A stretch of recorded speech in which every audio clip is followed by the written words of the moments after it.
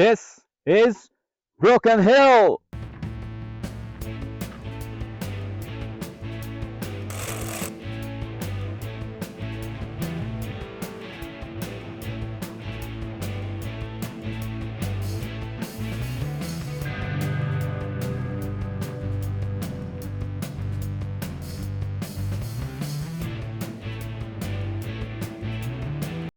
আমাদের journey start হয়েছিল 4 দিন আগে ফ্রম সিডনি, অ্যান্ড 4 দিন পর আমরা আজকে ব্রোকেন হিল এসে পৌঁছেছি।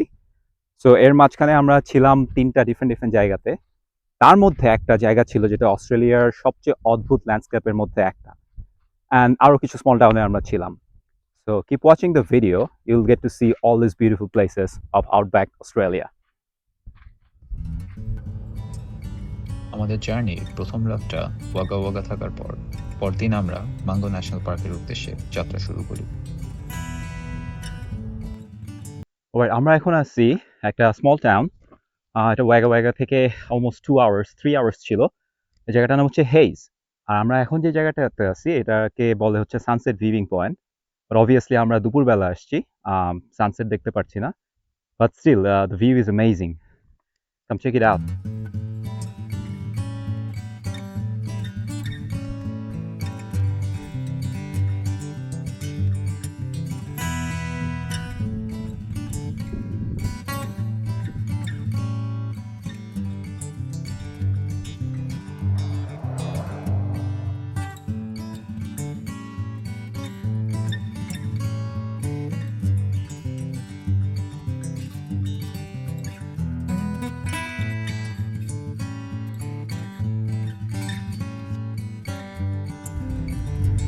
আমাদের জিপিএস এর কাজ করছে না।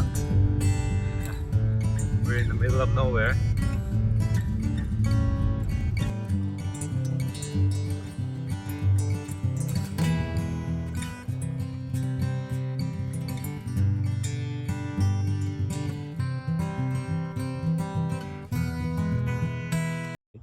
Have you seen the videos where they fight with people? Yes. Yes. That's the reason why they don't want to. But I think they're thirsty, so they wouldn't actually care if there's human around. একটা German ছেলের সাথে কথা হচ্ছিল, and ওর প্লেটটা ঠিক ক্যাঙ্গারুর পাশে ওইখানে রাখা ছিল, অ্যান্ড ও ক্যাঙ্গারুর কাছে যে ওইটা নিতে ভয় পাচ্ছিল।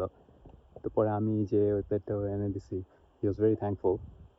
But this kangaroos are smart, ওরা জানে যে এখান থেকে পানি খাওয়া যায়।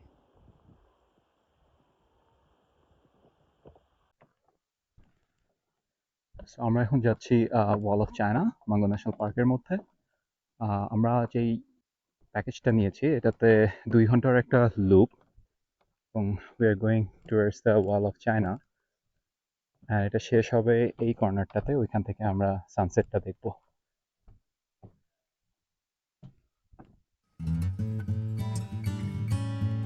এই জায়গাটার নাম ওয়ালস অফ চায়না দেওয়ার কারণ হলো অনেক অনেক বছর আগে এখানে প্রচুর চাইনিজ লেবার্স কাজ করত। সো ওরাই বেসিক্যালি এই পুরো মাঙ্গো ন্যাশনাল পার্ক জায়গাটাকে এই নাম করে। তো ওরা যখন এই লেকটা পার হয়ে 70 ফিট উঁচু এই ডোনেটসগুলো দেখতে পারে, এটা ওদেরকে নিজের দেশের কথা মনে করিয়ে দেয়। সো বেসিক্যালি ওই চাইনিজ লেবারগুলোকে ট্রিবিউট দেওয়ার জন্য এই জায়গাটার নাম রাখা হয়েছে ওয়ালস অফ চায়না। সো এই পুরা এই জিনিসগুলা এটা ক্রিয়েট হয়েছে বালি আর মাটি দিয়ে। সো বেসিক্যালি যেটা হয়েছে, ওইদিকে ছিল হচ্ছে লেক। তো লেকের ওইখান থেকে উইন্ডে ক্লে এবং স্যান্ড সব বাতাসে এদিকে এসে এই স্ট্রাকচারগুলো ক্রিয়েট হয়েছে, and it's been thousands of years they are still there. আর এটা এটা 70 ফিট উঁচু ছিল, আমাদের গাইড আমাদেরকে বললো। এই পুরো জিনিসটাই ক্লে এবং স্যান্ড দিয়ে তৈরি, হাজার হাজার বছর আগে। 18,000 বছর আগে এই লেকে পানি ছিল, ভাবতেই অবাক লাগে। সানসেট হতে আরো 45 মিনিট বাকি, সো আমাদের আরো 45 মিনিট এখানে হাঁটতে হবে, which isn't bad, কিন্তু অনেক গরম আর অনেক মাছি। But it's beautiful. প্রতি বছর প্রচুর বাতাসের কারণে এই স্যান্ড ডিউন্সটা ইস্টের দিকে 1 মিটার সরে যায়। Very interesting.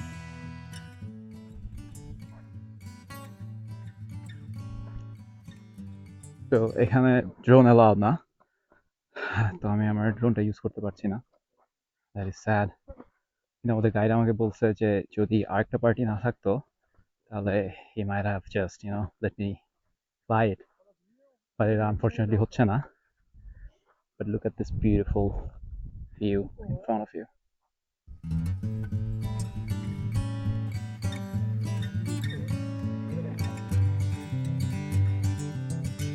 Look at the sunset.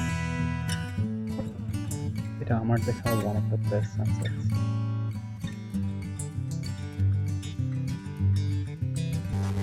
Mango থেকে আমাদের হোটেলে ফেরার রাস্তাটা একটু ভয়ঙ্কর ছিল, অন্ধকার হয়ে গিয়েছিল এবং রাস্তায় অনেক ক্যাঙ্গারু ছিল, কিন্তু আমরা সেফলি হোটেলে গিয়ে পৌঁছাই রাতে। পরদিন আমরা যাত্রা শুরু করি ব্রোকেন হিলের দিকে, এই অস্ট্রেলিয়ান গ্রামের মেঠো পথ ধরে। রাস্তাটা খুবই সুন্দর ছিল এবং জার্নিটাও ছোট ছিল, 4 ঘন্টার মতো।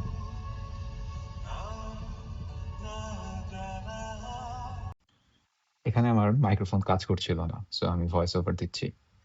সো আমরা এখন যেখানে আছি এই জায়গাটার নাম ছিল সানসেট স্ট্রিপস। এটা ব্রোকেন হিলের দিকে যাওয়ার পথে একটা স্মল টাউন, এবং এখানে যে একটা লেক আছে এটা অনেক বড় এবং পানির কালারটাও খুবই অদ্ভুত ছিল। গাছগুলাতে পাতা না থাকাতে এটাও খুবই উইয়ার্ড লাগতেছিল। Now enjoy some drone shorts.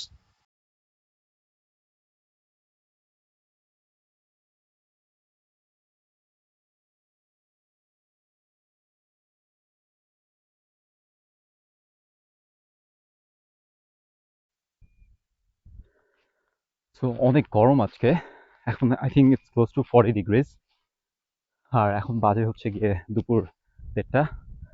So আমরা এখানে আর বেশিক্ষণ ওয়েট করবো না. I will go to our next stop, which is Broken Hill, ultimately যেটা আমার ডেস্টিনেশন ছিল. So we're gonna drive for another hour and a half from here, then we'll be reaching to Broken Hill. Let's go.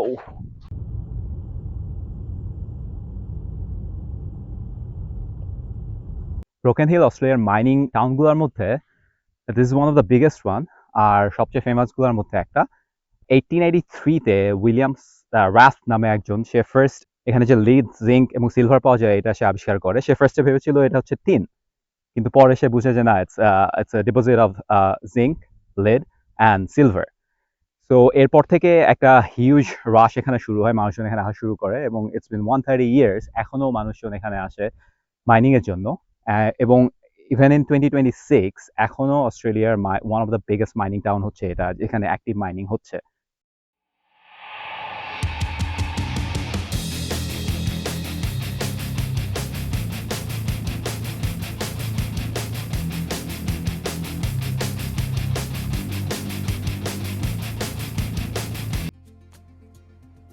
আমাদের দিনটা শেষ হয়েছিল এই সুন্দর সানসেটের মাধ্যমে।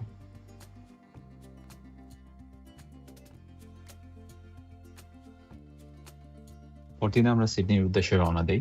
রাস্তায় তেমন সিগনিফিক্যান্ট কিছু ছিল না থামার মতো, আমরা জাস্ট কিছু স্টপেজ দেই, এভাবেই জার্নিটা শেষ হয়।